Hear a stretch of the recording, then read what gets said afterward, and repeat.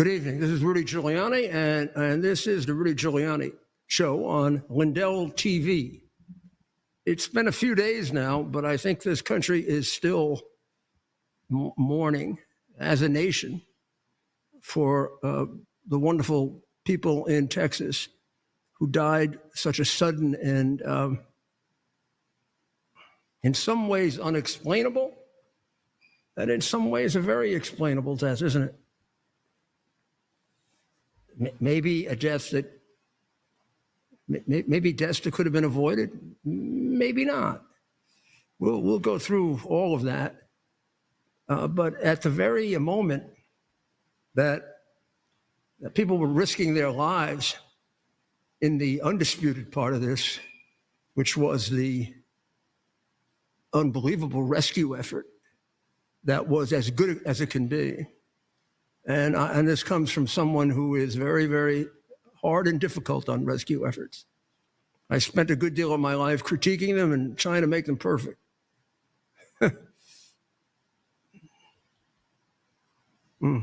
Hard to remember them.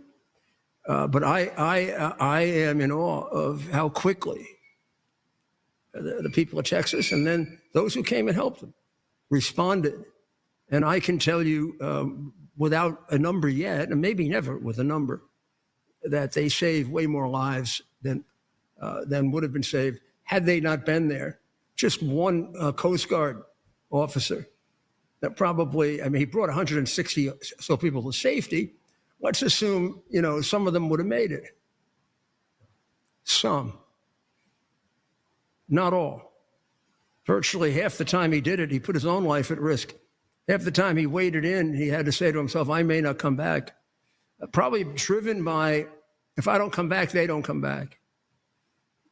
You have to know the mind of these people. You have to know the soul of these people. And they really represent, whether they are or they aren't religious, they represent the ideal of Jesus Christ. He has no greater love than that he was lay down his life for his friend. There is no greater love than to lay down your life for your friend. Now, by friend, Jesus meant exactly what they were doing. By and large, these were not friends. These were maybe fellow Texans, neighbors. Maybe they came from another state.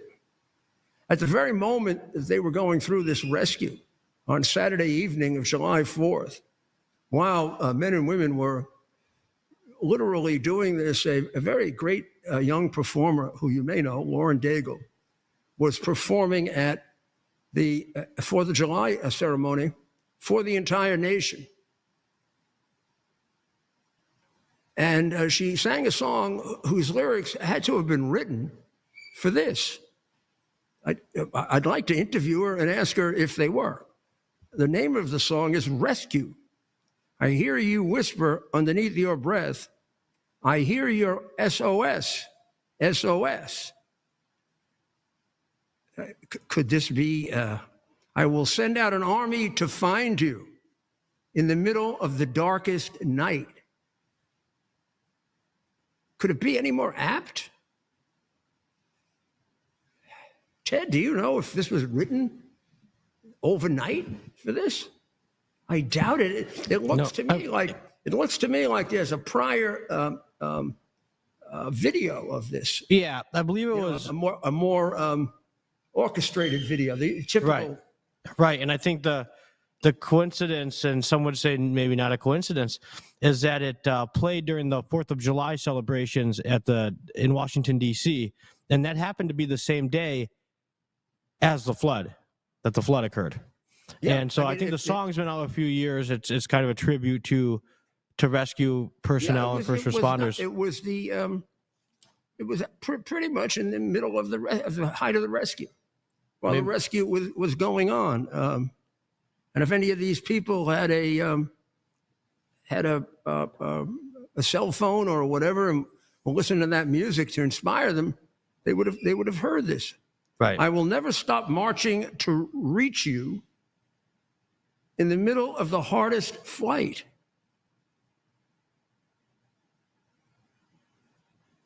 I will rescue you. Oh, I will rescue you. Shall we play it? Yep.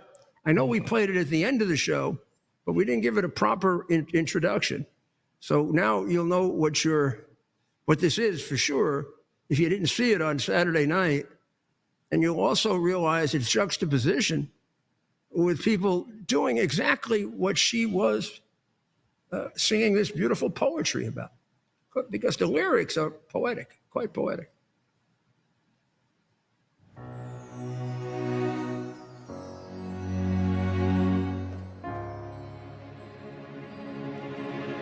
You are not hidden. There's never been a moment you were forgotten. You are not hopeless. Though you have been broken, your innocence stolen, I hear you whisper underneath your breath.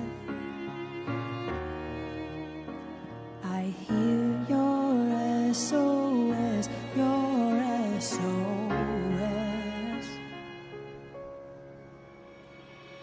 I will send out an army to find you in the middle of the darkest night. It's true, I will rescue you.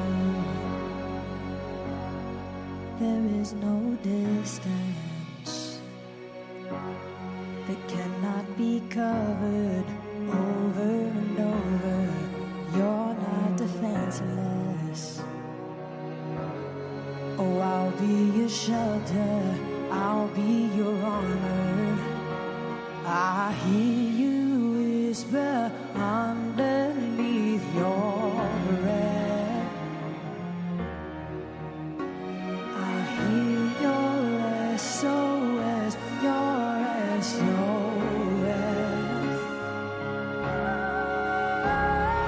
I will send out an army to find you in the middle of the darkest night. It's true, I will rescue you.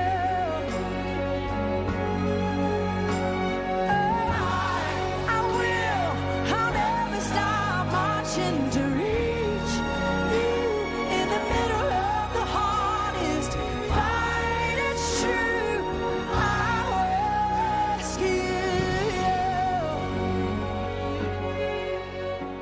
I hear the whisper underneath your breath. I hear you whisper, you have nothing left. I will send out an army to find you in the middle of the darkest night. It's true, I will rescue you.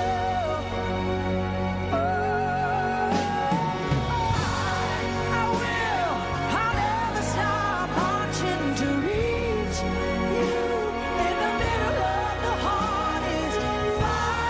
It's true, I will rescue you.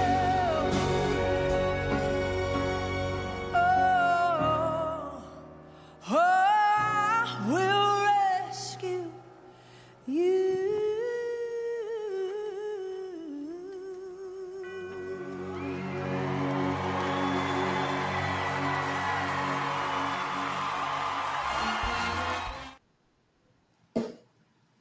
Quite beautiful, and we've got to find out more about when it was written, who wrote it, and how so prophetic. I mean, every word is appropriate. I will send out an army to find you in the middle of the darkest night. It is true, I will rescue you. I will never stop marching to reach you in the middle of the hardest fight. It's true, I will rescue you. Oh, I will rescue you. Thank you, Lauren. And I hope that this is played at one of the memorial services or the very sad occasions that will take place in in the smaller and larger community of Texas. This is centered in the Texas Hill Country, which all of you have heard about. I'm not sure we all understand it completely. What is the Texas Hill Country? Maybe if you're my age, you learned about it in Westerns, or maybe you've learned about it by spending a lot of time in Texas, which I had the great pleasure of doing for a certain portion of my life. And as I discussed with the commander yesterday, New Yorkers and Texans share in common a very similar attitude. We brag a great deal about the place we come from. And one of my best friends, Roy Bailey, and I, of course, always had great fun doing that. We would tell tall tales about New York and about Texas. And I always, from the first time I was there, I don't know, I felt comfortable in Texas. Now, you see a flood, and I'm not prone to exaggeration, but there were points at which this flood reached biblical proportions. Meaning they're trying to search back to see if a couple of these flash floods and the height of them were historical. In other words, have they registered levels higher? Unfortunately and tragically, possibly the highest one was within a very short distance of not only Camp Mystic, but of the sleeping quarters for the younger children at Camp Mystic. Such that it would have been impossible. I mean, the minute that the minute the water came up, they were virtually underwater. It would happen in as they say, a flash flood in a flash. We'll show you. Well, there's some of the wreckage that you see. We'll show it to you just in terms of a map, as we did last night, maybe with a little more detail. But the entire terrain here, the hill country that you see part of right there, it's really quite large in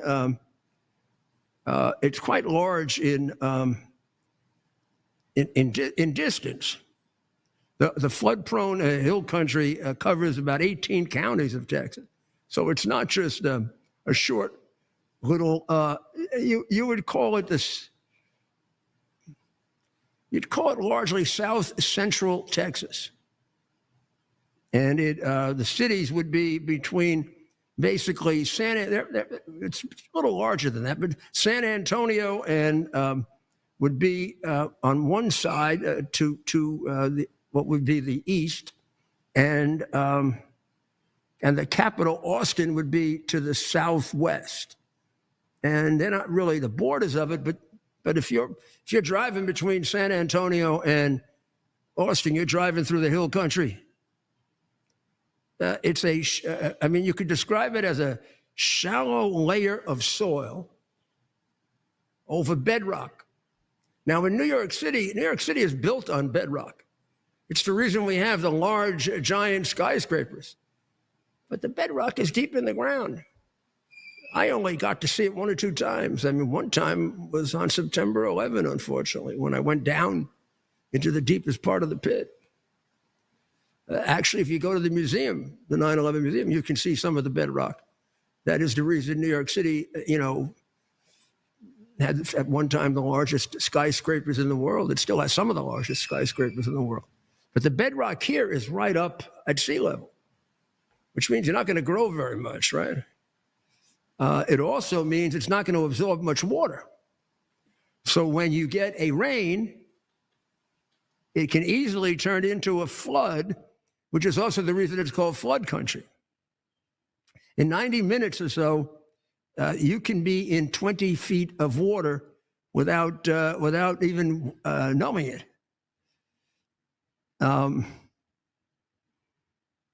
So that's what happened here. The storm came in, the river was running. The river separated a few miles before. Part of the river went directly west, and a part of the river broke off and came down southwest. That's the part of the river we're talking about here.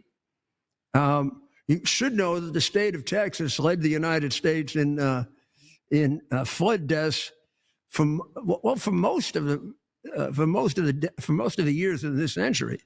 and for quite some time.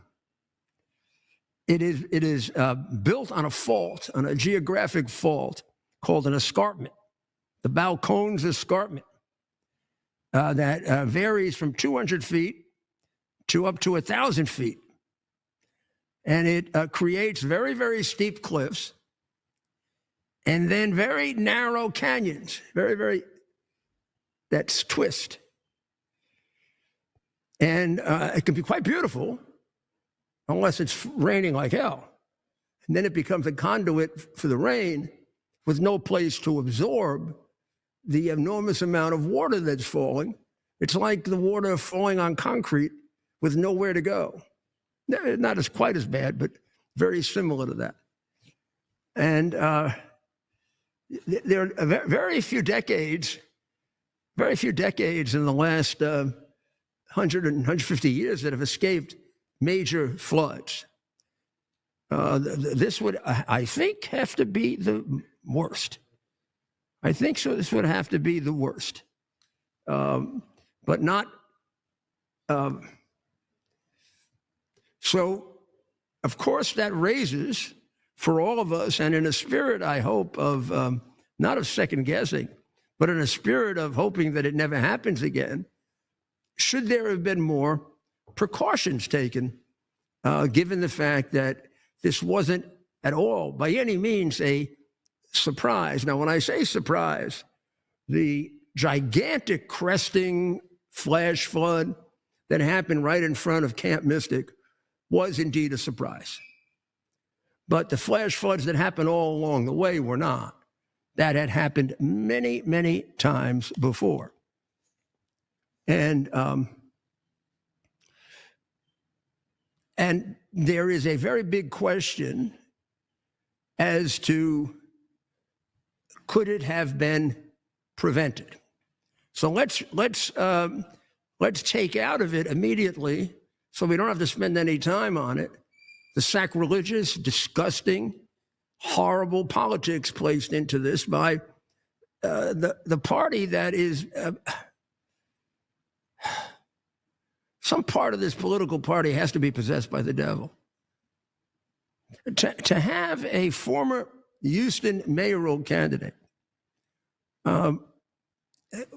give out a text or a message of condolences that says that camp, I think she was talking just about this camp, Camp Mystic, yes. Was a white-only girls' Christian camp. And to then text out, as part of her condolences, no one would care if the kids were minorities. I don't think I even asked. When they started telling me how many kids died, I just about started to cry. I had no idea if they were white kids, Asian kids, black kids, Hispanic kids. Did you? What the hell's wrong with this person? Sadie Perkins, or Sad Perkins.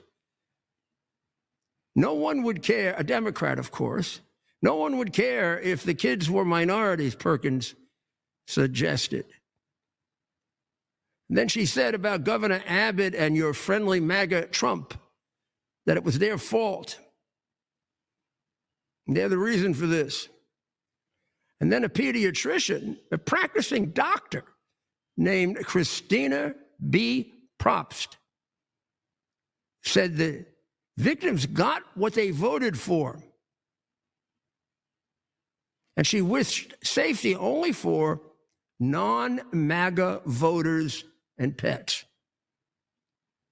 So she was dismissed, first suspended and then dismissed from her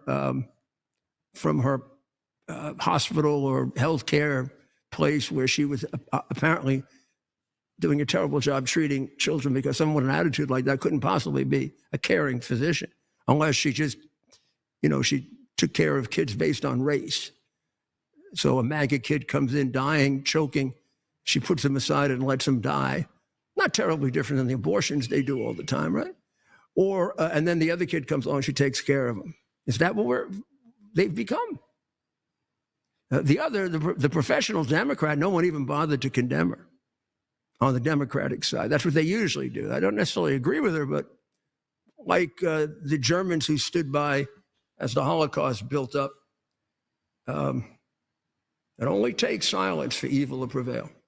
And it's happening in the Democrat Party, isn't it? Of course, they're not all evil, but they sure as hell keep their mouths shut.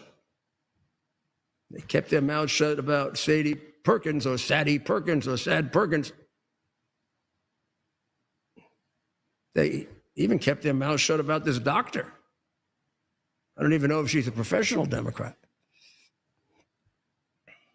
Then, of course, there were the geniuses like Representative Julian Castro and the single biggest traitor to his own people, Chuck Schumer, who said that this all this all happened because of the cuts to the National Weather Service. The National Weather Service caused this. Well, without going through the details and the timeline, let me tell you the National Weather Service, although it did get cuts, hey, liars, they haven't gone into effect yet. So would you like to get on national television, put your head on the ground, and ask for our forgiveness for being incredibly miserable, horrible, lower-than-life liars and taking advantage of a tragedy like this?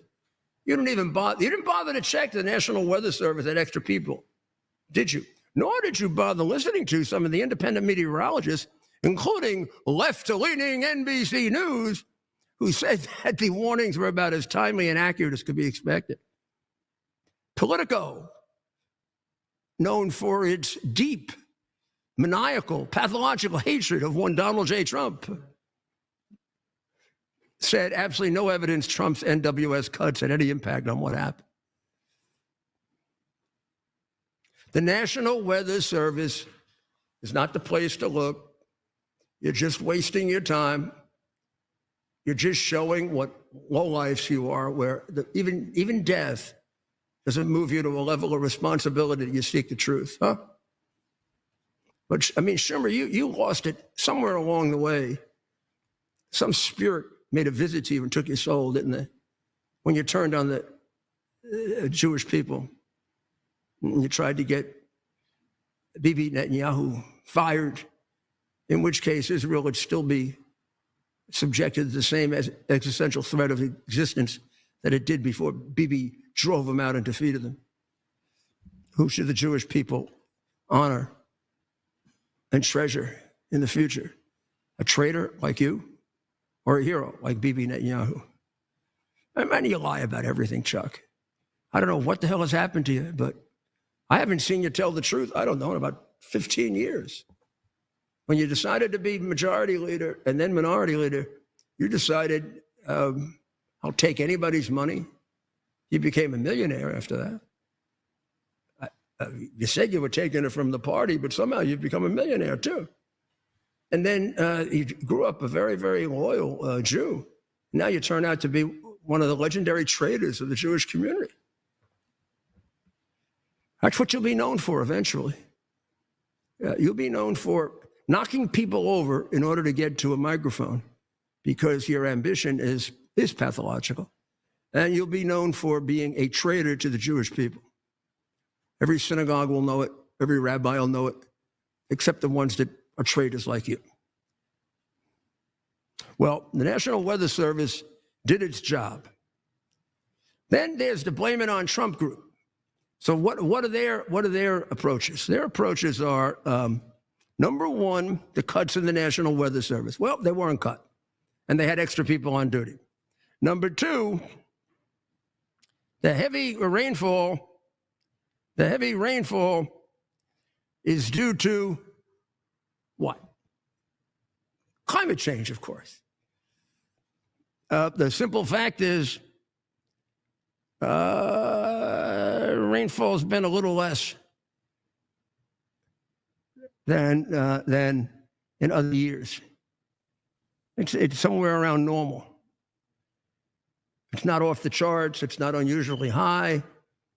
as I said, I could give you so many years in which we've had floods there going back before we had climate. I'm sorry, it's not climate change. And nor was there anything proposed that Trump did away with that would have had anything to do with this happening, where we can go back to the 19th century with similar floods.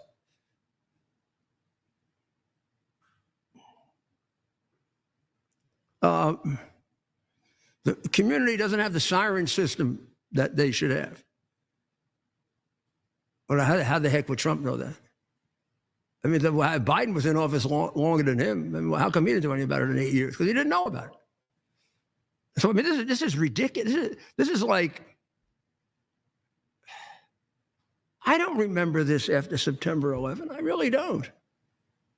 I mean, I was ready to, and I held off for years, explaining this never would have happened without Bill Clinton, because I felt that way 3 years earlier when he was kissing up to Arafat and bin Laden. Bin Laden was declaring war and hitting us and killing American troops, an act of war, and he was bombing empty fields and playing footsie-goosey in the White House Oval Office.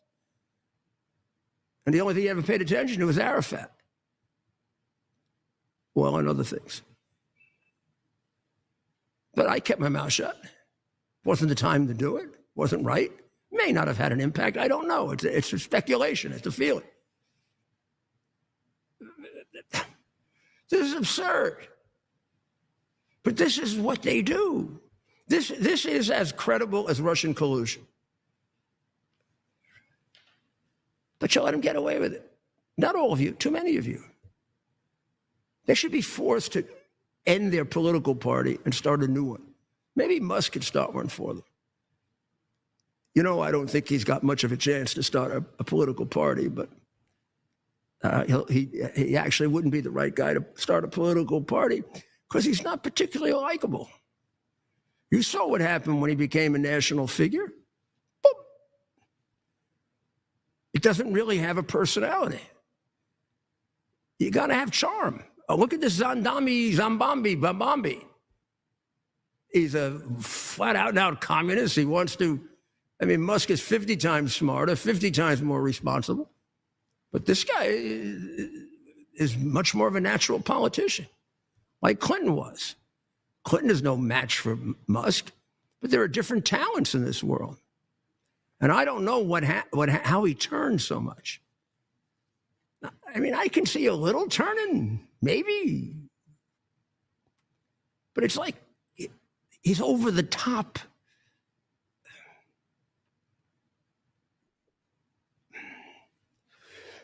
So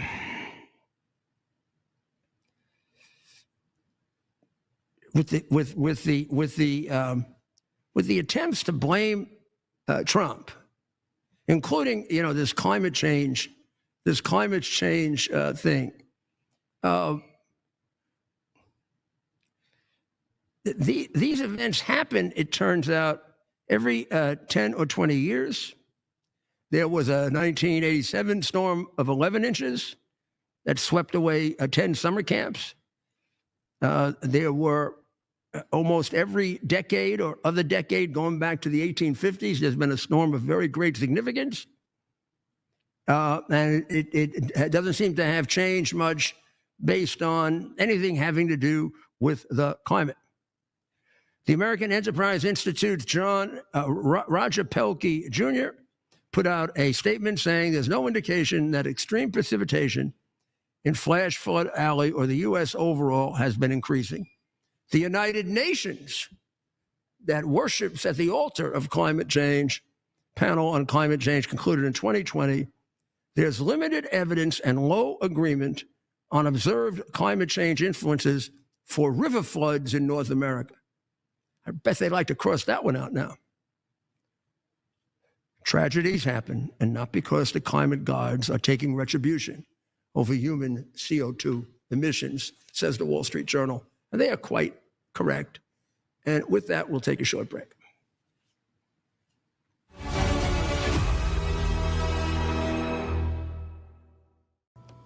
To celebrate Independence Day, All Family Pharmacy is having their biggest sale ever. It's a buy one, get one free on ivermectin, hydroxychloroquine, and mebendazole. These meds everyone's been asking for, and this is the place to get them.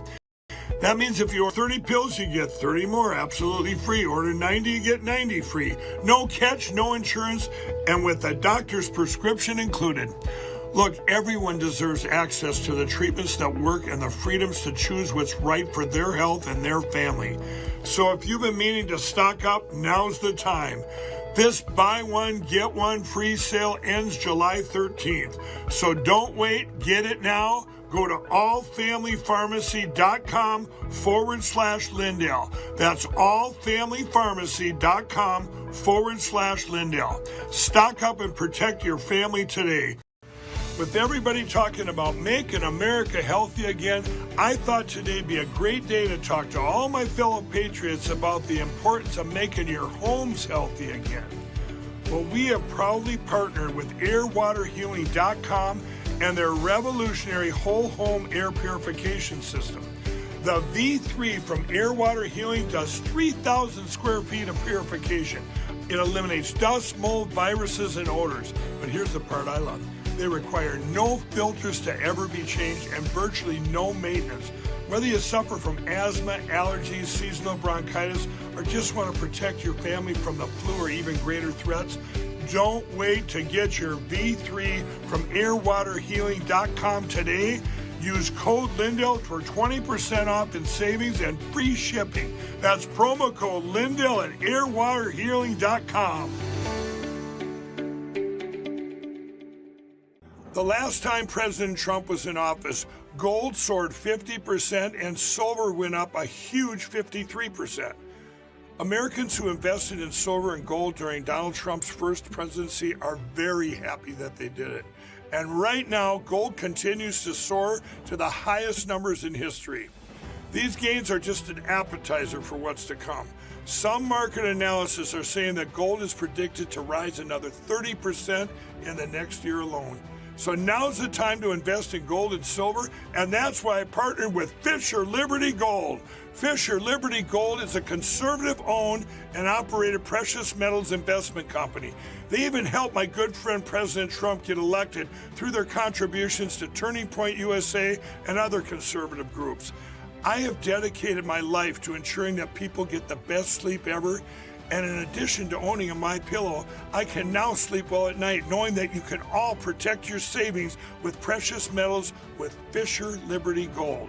With Fisher Liberty Gold, you can sleep well knowing that your retirement is secure. And if you call now, you're going to receive your very own presidential gold guide and qualify for up to $20,000 in free silver. But wait, there's more. Call now or text metals to 26786 to receive your presidential gold guide from Fisher Liberty. And for a limited time, I will send you a free MyPillow for qualified accounts. This presidential gold guide from Fisher Liberty will tell you exactly why you need to own gold even while Donald Trump is president. And just by calling in, you get a free MyPillow for a limited time for qualified accounts and up to $20,000 in free silver. So don't wait. Call 1-888-4GOLD-19 or text metals to 26786 today. That's 1-888-4GOLD-19 or text metals to 26786 today to receive your free MyPillow and up to $20,000 in free silver.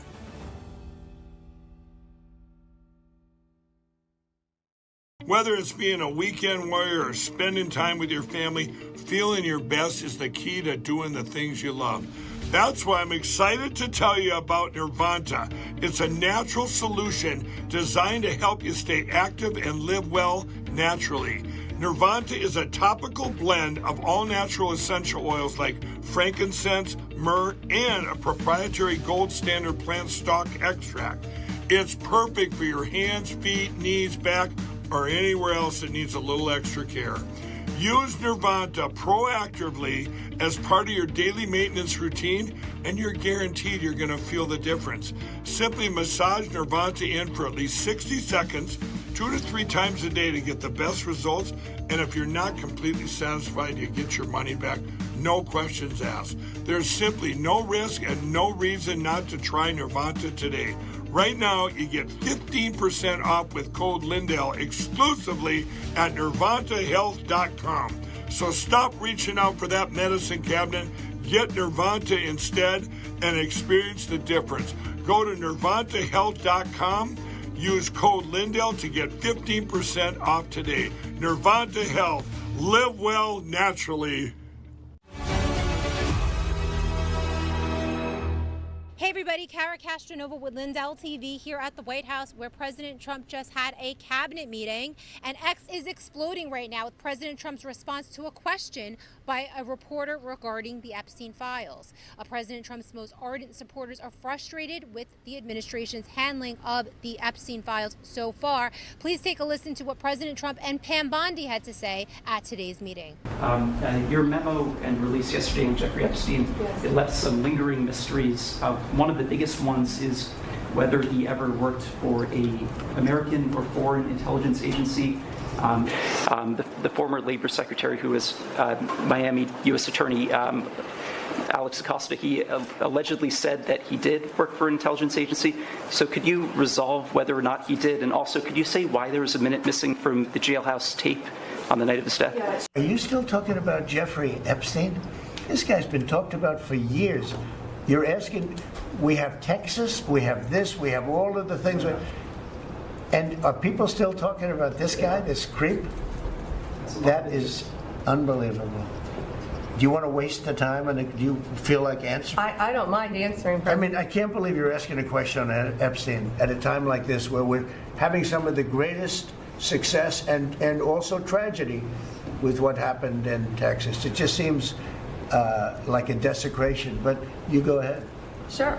First, to back up on that, in February, I did an interview on Fox, and it's been getting a lot of attention because I said I was asked a question about the client list, and my response was, it's sitting on my desk to be reviewed, meaning the file along with the JFK, MLK files as well. That's what I meant by that. Also, to the tens of thousands of video, they turned out to be child porn downloaded by that disgusting Jeffrey Epstein. Child porn is what they were. Never going to be released, never going to see the light of day. To him being an agent, I have no knowledge about that. We can get back to you on that. And the minute missing from the video, we released the video showing definitively the video was not conclusive, but the evidence prior to it was showing he committed suicide. And what was on that, there was a minute that was off the counter. And what we learned from Bureau of Prisons was every night, they redo that video. It's old, from like 1999. So every night the video is reset, and every night should have the same minute missing. So we're looking for that video to release that as well, showing that a minute is missing every night. And that's it on Epstein. The USDA, under Agriculture Secretary Brooke Rollins, has announced a new policy to ban purchases of U.S. farmland by foreign adversaries, specifically targeting China, but also including Russia, Iran, and others, citing national and food security concerns. The initiative comes amid growing bipartisan fears that foreign ownership of American farmland near critical infrastructure, including military bases, poses a strategic risk. This move also targets agro-espionage, when foreign adversaries steal seeds, hack farm data, or sabotage our food supply. It's economic warfare disguised as agriculture, and the USDA is taking measures to stop it. This morning, Secretary Hegseth, Secretary Noem, and Attorney General Bondi and I had a press conference at the USDA. I just happened to have a chart in case it came up, but obviously the Chinese owning of farmland in our country is a massive national security issue, and For the media, you can see the yellow is where all of the farms have been purchased over the last number of years, and the red is around all of the military bases where that farmland has been purchased. So this is a massive national security issue. The press conference this morning included 3 of our greatest governors as well, Sarah Sanders from Arkansas, Jim Pillen from Nebraska, and Bill Lee from Tennessee. The states have begun taking a leadership role to ban the purchasing of China farmland. Obviously, Congress needs to step up and catch up, and we're going to be working alongside of them as well. We have some of our members, great members of Congress there, but it is time. Another controversial topic, sending weapons to Ukraine. Here's what President Trump had to say, surprising a lot of people. We want to put defensive weapons because Putin is not treating human beings right. He's killing too many people. So we're sending some defensive weapons to Ukraine, and I've approved that. Reporting for Lindell TV at the White House, I'm Kara Castronova. Good job, Kara. I mean, that really covers quite a bit of news very quickly, particularly the change in position, which we've seen coming on Ukraine. If I were Putin, he's given him an awful lot of rope to hang himself with. And there's going to come a point, like it did with Iran, where he's not going to listen anymore.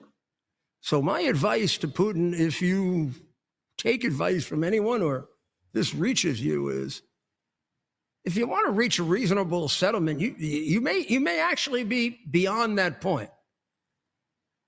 Remember, go back and trace what happened with Iran. And we know it happened on a specific moment, and he was coming back, and the attack had already been planned. And this sounds like a man who's you have abused. And for the sake of world peace, and because I always think, and you're entitled to these, he had a hunch that maybe he could work something out with you, particularly since you have a lot of reasons to be afraid of China. A lot. I know that. A long time ago, even, I discussed that with you. But you've taken advantage of him.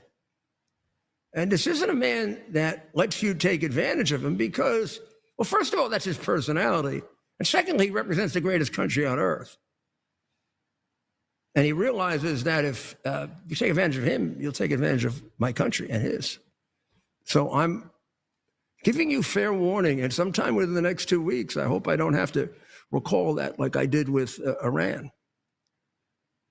Well, I'm going to show you, if you would see this, something that, if it doesn't break your heart and keep you concentrated on this and get you to send money, I love the recommendation of the commander yesterday that you send it to Samaritan's Purse.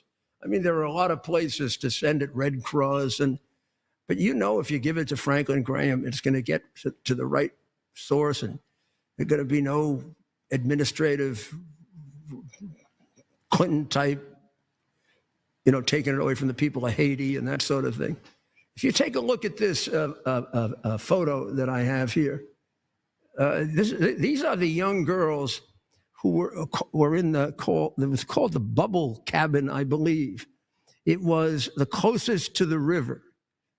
And there are several of them and a camp counselor still missing. Otherwise, they are all now with God. They're angels now. These are the girls. Do we have it up yet?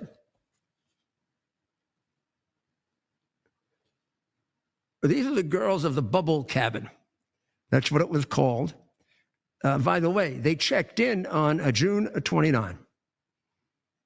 How many days ago was that, Ted? They were just there for 5 days. 5 days.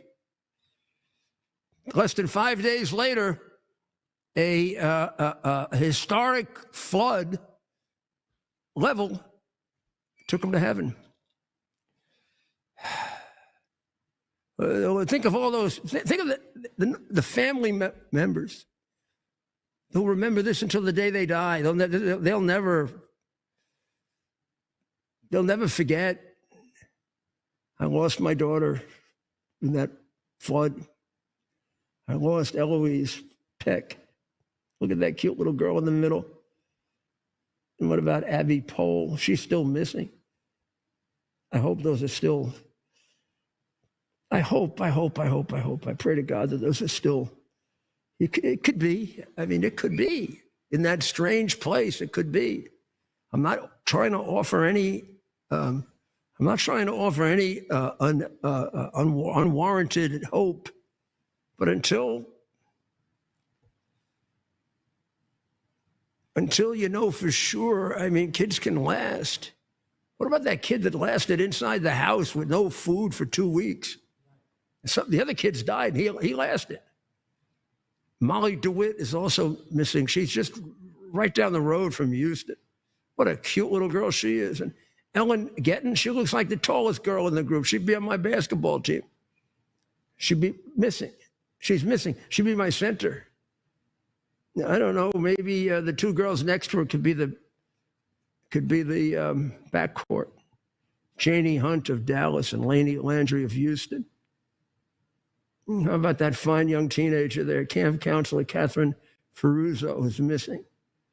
Do you know that Mrs. Bush, Laura Bush, was a camp counselor there? Like Catherine, who's missing, and Chloe Childress on the left-hand side, who's with the kids now in heaven. And Margaret Bellows from Dallas and Leila Bonner. There's my backcourt girl, Molly DeWitt, again, missing, with Ellen. Maybe Ellen is taken care of her. Look at the size of Ellen. She's a big girl, strong, I imagine. Then it looks like the younger girl's down at the bottom there. Sarah Marsh. Now, she's from Alabama, Mountain Brook, Alabama. That's a bit of a ways, huh, Ted? And Lenny McCown, Wynn Naylor from Dallas, right up the road. Eloise Peck, we saw her before at the beginning. Abby Pohl, with that cute little smile, Ted. Oh, it reminds me of my Caroline or my Grace. They're just a little older than my Grace. Now, Renee, I'm sorry, my dear. Smagistra from Ingram. And there's one cuter than the other. Mary Stevens. We'll just say a little prayer, huh? For the repose of their soul. Dear God, these are just little angels. Can't do anything wrong.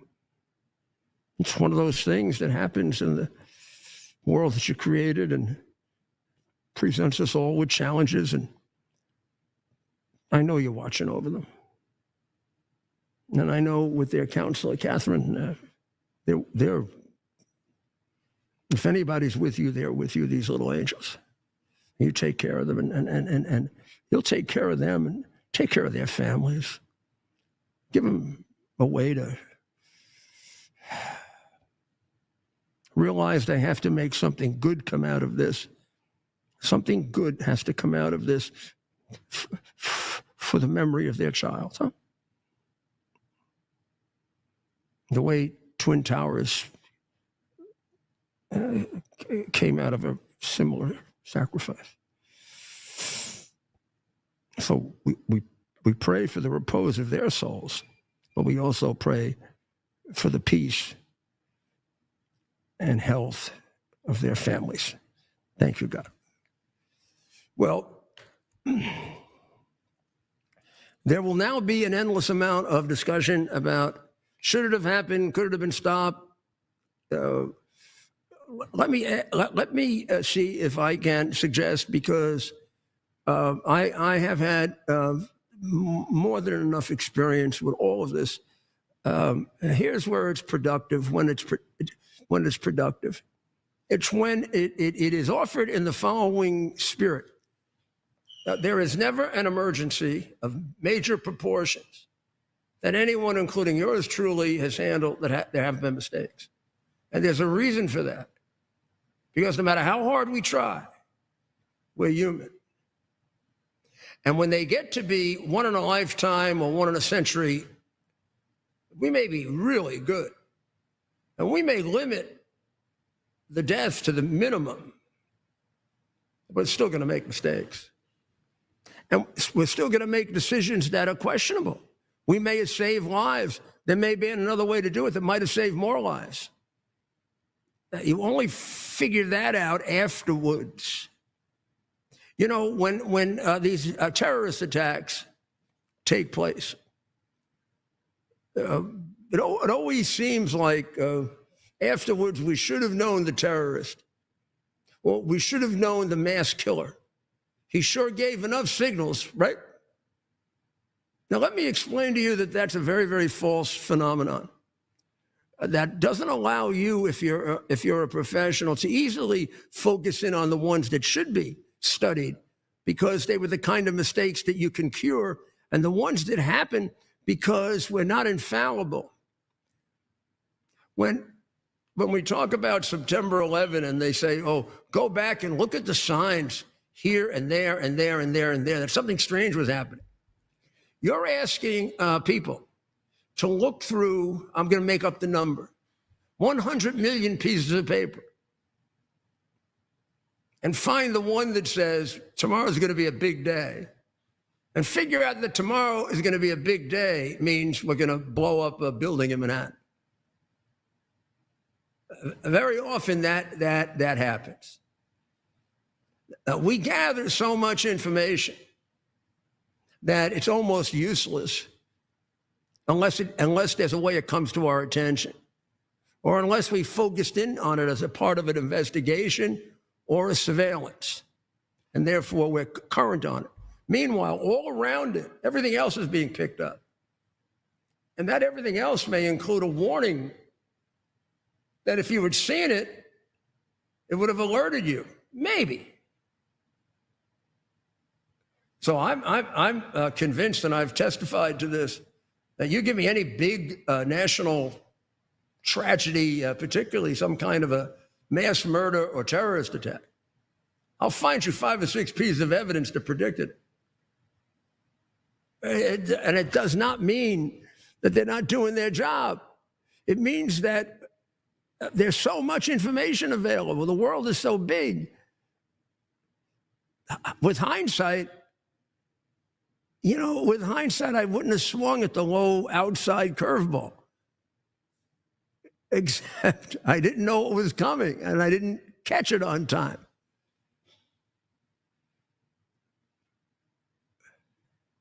So we got to distinguish between those two things.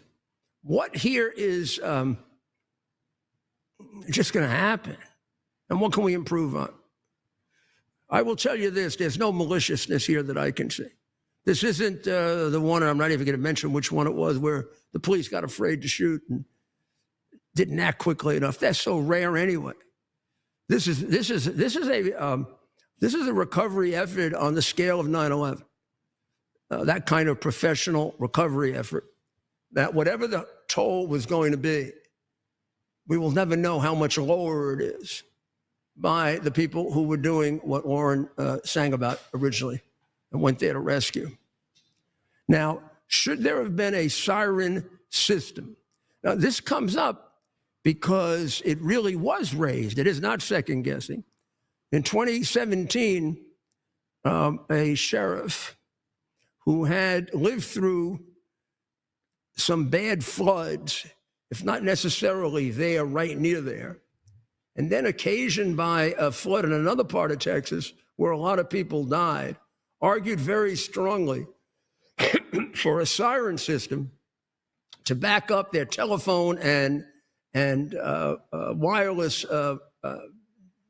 alert service. And it was voted down. And it was voted down even though it had been voted on by an adjoining town or county. And I think it cost a few $1 million, and they were worried about the tax increase. They were also worried about how effective it would be, because it would be outdoors, and in the middle of the night, would you actually hear it in a terrible storm? I don't know the answer to that. But some of them that were in favor of it are now saying that it should have been done, but not in the aggressive, vicious way that modern Democrats would do it if this were an issue with Donald Trump, like the pediatrician and that Castro politician and Schumer the traitor. They're offering it as maybe we should take another look at it. You know, it was a close question as to whether we should get it in the first place. So I think in memory of those beautiful little girls that we had up on the screen, we should do that. I'd also make, in the spirit of realizing that the owner of this wonderful camp died trying to save these children, I almost hesitate to raise this, but it's just too obvious not to. And I mean, I've done this for resorts and I've done it for governments and meaning safety surveys, including ones involving natural disasters, not just terrorism. I just don't know what the cabin for these little girls was doing right next to the river. I don't know, but that just jumps out at me as somebody never thought of that. The ones that have to react fastest now are the youngest ones with the least experience, and the ones who will be presumably the most panicked.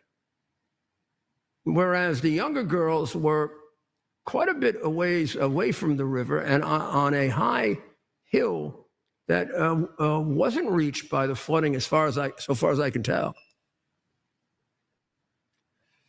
And that would seem to me to be the one that, even more than the siren, because again, the siren runs into the issue of would you have heard it? Well, we've had so much to cover. I've gotten to the end of our show for tonight.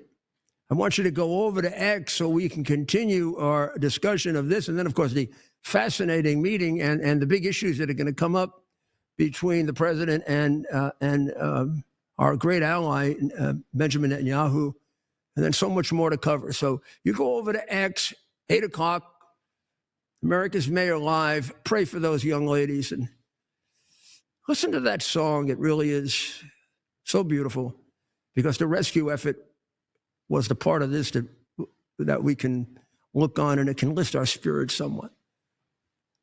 God bless. Tonight we'll say, God bless the people who are suffering from this, alive, dead, the families that are still struggling, and the ones we're still looking for. Please, special prayer for them. And God bless America.